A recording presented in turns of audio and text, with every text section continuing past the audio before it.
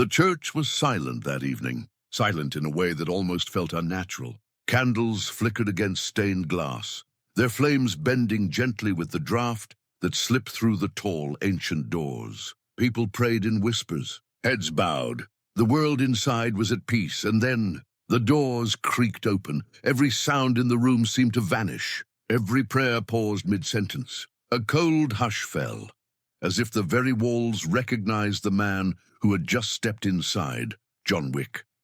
For years, he had vanished. No more gunfire, no more whispers of vengeance, no more sightings of the man they once called Baba Yaga.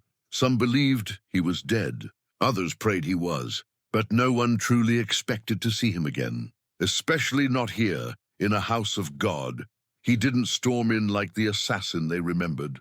He didn't radiate violence. No, he moved with a quiet heaviness, each step echoing against the stone floor like the ticking of a clock. His black suit was simple, worn with time, his hair falling loosely against a face etched with scars, not just from battles fought with bullets, but from wars fought within his own soul. The congregation shifted uncomfortably. Some lowered their heads, pretending not to notice him. Others whispered, eyes wide, recognizing the ghost who had stepped out of legend and into their sanctuary. A woman gasped softly. A man clutched his rosary tighter, and in the back, a child tugged at his mother's sleeve, asking innocently, "Mama, who is that man?" John didn't look left or right. He didn't answer their stares, their fears, or their questions. He simply walked forward, slowly, deliberately, as though every step carried the weight of years spent running from himself. He stopped near the last pew, far from the altar, far from the light, and sat down in the shadows. His head lowered, his shoulders sagged. For the first time in years, John Wick looked less like a warrior and more like a man carrying the unbearable burden of being alive. The silence grew heavy again. Only one thought lingered in the air, unspoken but shared by everyone present. Why had the most feared man in the shadows stepped into a place built for forgiveness? The church air was thick with silence, a silence so heavy it pressed against the chest, a silence that felt alive, watching, listening.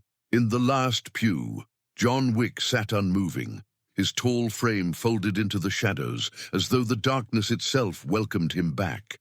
Candles flickered near the altar, their flames bending and dancing, throwing waves of gold across the cold stone walls. One flame caught his face just enough to reveal the truth etched in his skin.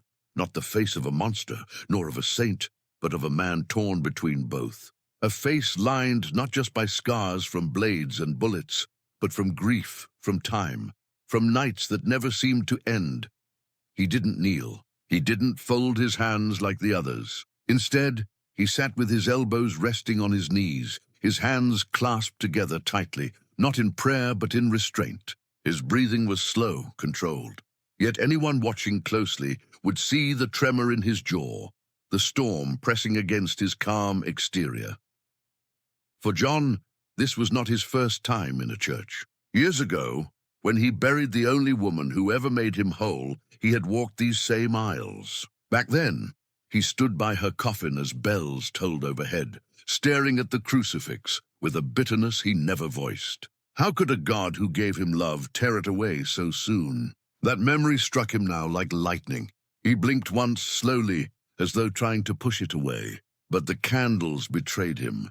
They flickered again, and for a heartbeat he saw her, her smile, her hand holding his in a pew just like this one, the warmth of her presence, the whisper of her laugh, and then she was gone. The vision evaporated, leaving only smoke and shadows. John clenched his hands tighter.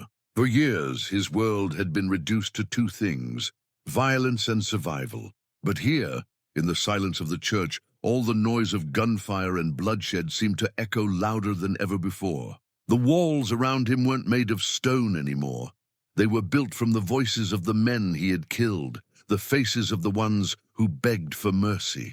Each flame before him burned like a soul he could never bring back. He closed his eyes. For a moment he allowed himself to breathe differently, not like a killer measuring his next move, but like a man trying to remember what it meant to be human. The congregation still watched him cautiously. Some whispered behind folded hands, others stared in disbelief. To them, John Wick was not just a man. He was a story, a myth. Seeing him here in this house of peace was like seeing a wolf sitting quietly among lambs. Unnatural, impossible, dangerous. But there was one who did not see danger. Near the front, a child no older than 7 turned in his seat and locked eyes with John. The boy smiled, a small, innocent smile that carried no fear, no judgment, no weight of legends. Just purity. John's eyes softened. It was the first true shift in his expression since he entered. That smile reminded him of something he hadn't felt in years. It reminded him that once, long ago, he had dreamed of being a father. He had dreamed of raising a family with the woman he loved. That dream was buried, but not dead. The boy's mother quickly pulled him close, whispering urgently, "Don't stare." But John had already seen him, and for the briefest second, he allowed the smallest corner of his hardened heart to feel something fragile again. But fragile things never last long in John Wick's world, because just as the boy turned away, just as the candles steadied their flames, John felt it, the familiar weight of eyes that didn't belong to prayerful souls. Somewhere in the crowd, hidden among the faithful, someone was watching him differently, not with fear, not with curiosity, but with purpose, the kind of purpose only killers carried. And though John remained seated in the shadows, his mind sharpened instantly. His instincts whispered the same truth he had run from for years. Peace may be found in shadows and candles. But war was always waiting outside. The air in the church shifted. It was subtle, like the faintest change in temperature, but John Wick felt it. His instincts, those sharp, unrelenting instincts that had kept him alive through countless wars, never dulled. Even in a house of silence, he could sense when eyes followed him too closely. From the corner of his vision, he saw them. Faces, ordinary to most, but not to him. The old man clutching his rosary tighter than necessary. The young couple whispering hurriedly, their glances darting between him and the door.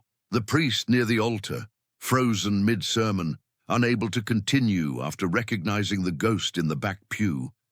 And yet, not all eyes held fear. Some held curiosity, others disbelief. And one pair, small, innocent, and uncorrupted, held something else entirely, the child again. The boy had turned fully around now, ignoring his mother's desperate attempts to make him sit still. His wide eyes studied John with the openness only a child could carry. No legends, no blood-soaked past, no whispered names like Baba Yaga. To him, John wasn't the reaper of the underworld. He was just a man.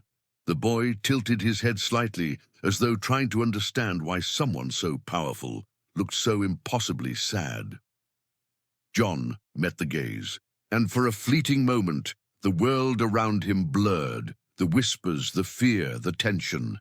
All that remained was that child's smile, a simple smile, bright and fragile, cutting through the heaviness pressing on his chest. It was disarming, painful almost, because it reminded him of what could have been. Years ago, when his wife was alive, they had spoken about children and family, a life not defined by blood and shadows. But that dream had been stolen, ripped away before it could even begin. And now, in the quiet glow of a candlelit church, the ghost of that dream stared back at him through the eyes of a stranger's child. John's lips parted slightly, not quite a smile, but the closest he had come in years. His heart ached at the memory, yet even in that tender moment, his instincts whispered again, danger, because not all eyes in the church were innocent.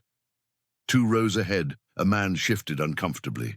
His suit was too stiff, his posture too rigid. He wasn't praying, he wasn't whispering. He was watching, and not with the curiosity of a villager seeing a legend return, but with the cold, calculating focus of someone measuring distance, timing, and opportunity.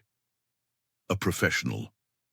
John knew the type. He didn't need to see a weapon to recognize the weight of one hidden beneath a jacket. The man's stillness spoke louder than any movement. Another figure by the far side of the aisle lowered her head as though in prayer, but her eyes flicked upward, sharp and deliberate, tracking John's every breath. She wasn't here for God. She was here for him. The church was no longer just a sanctuary. It had become a cage, a trap lined with both the faithful and the faithless. John leaned back slightly, his face unreadable, his body relaxed. To anyone else, he appeared calm, unmoved. But inside, the storm was already forming. His mind measured exits, distances, possibilities. If violence came, he would not allow it to stain these walls. He would not desecrate sacred ground, and yet, if forced, he knew the wolves waiting outside would follow him inside. The priest finally found his voice, though it trembled. This is a house of peace. His words were meant for the congregation, but his eyes were locked on John, as if pleading silently, "Please." "Not here, not now," John didn't answer. He simply lowered his gaze, his long hair falling forward, shadowing his face. But the message was clear. He wasn't here to bring war. Not tonight. Not in this place. Still, he could feel the hunters circling disguised as worshippers. The boy, oblivious to the storm gathering, waved a small hand at him. A simple, innocent gesture that almost made John's heart break. For a second, he wanted to wave back, to let the child believe that even monsters could be gentle. But he didn't. He couldn't. Because monsters, no matter how silent, were always watched, and so he sat there in the shadows, silent as stone, a ghost among the living. But deep down he knew the truth. Peace was fragile, and eyes that watched too long always belonged to wolves.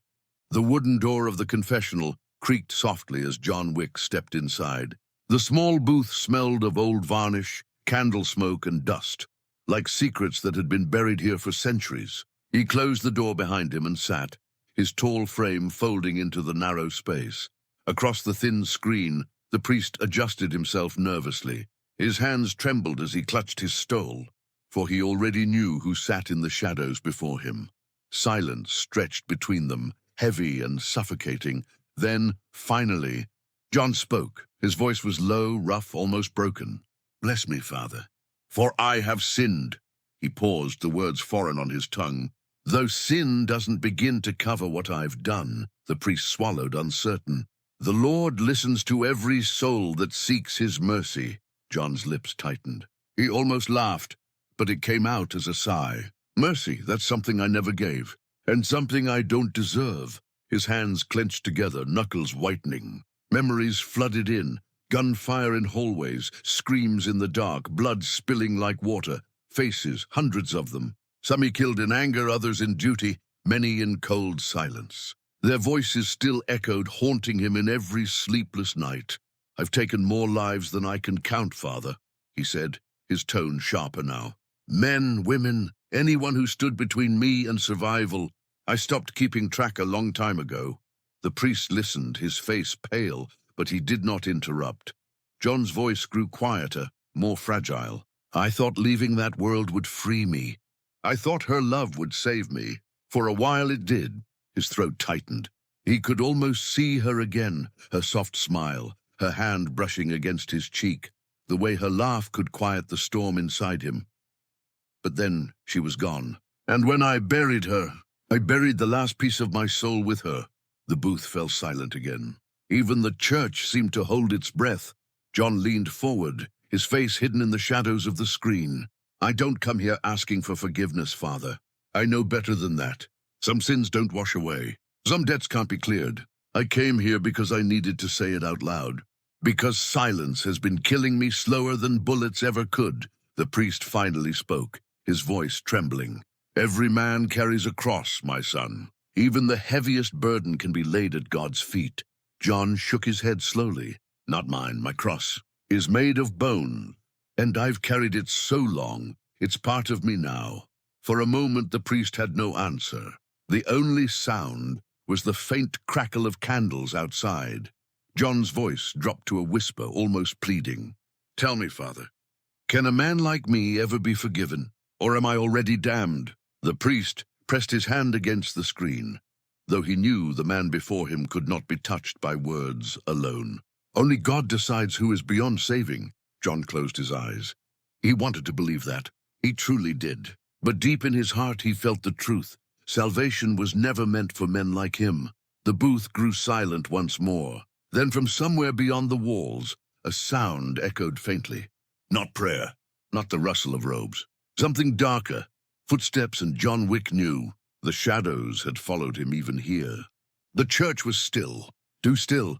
John Wick remained in the confessional, his last words to the priest lingering like smoke in the air. Am I already damned? He hadn't expected an answer because deep down he already knew it. But then he heard it. Footsteps, distant at first. Soft, measured, almost polite. But to John, they were as loud as thunder. The sound of hunters moving into place. His jaw tightened. His instincts, buried for years, awoke instantly, sharp as a blade.